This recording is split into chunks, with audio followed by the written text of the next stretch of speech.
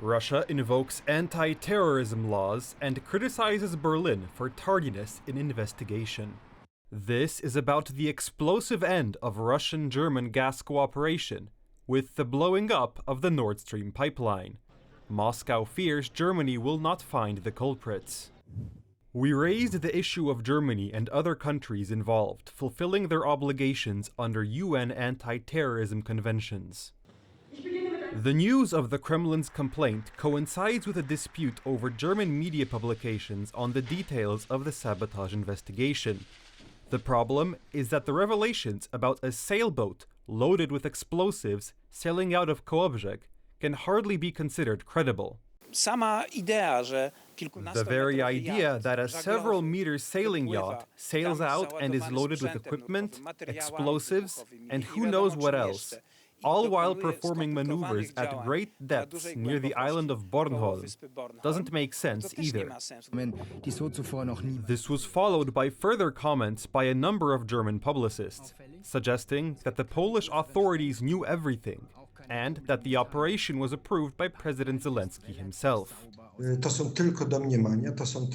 These are only speculations, suspicions, and there is no hard evidence here that the Polish authorities were actively complicit in blowing up Nord Stream.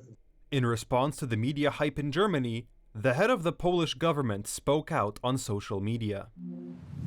To all the initiators and patrons of Nord Stream 1 and 2, the only thing you should do today is apologize and sit quietly, wrote the head of the Polish government.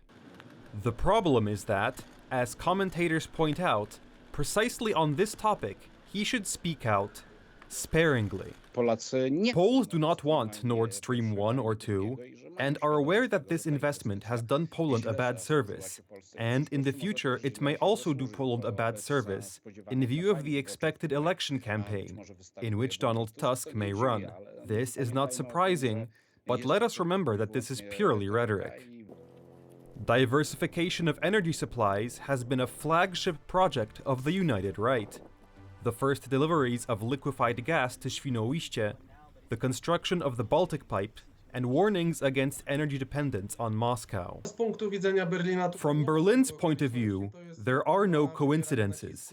This is an attempt to put pressure, if not even to say blackmail, on Kiev to finally sit down for talks with Putin and bring about an agreement, such as the Minsk agreements in the past.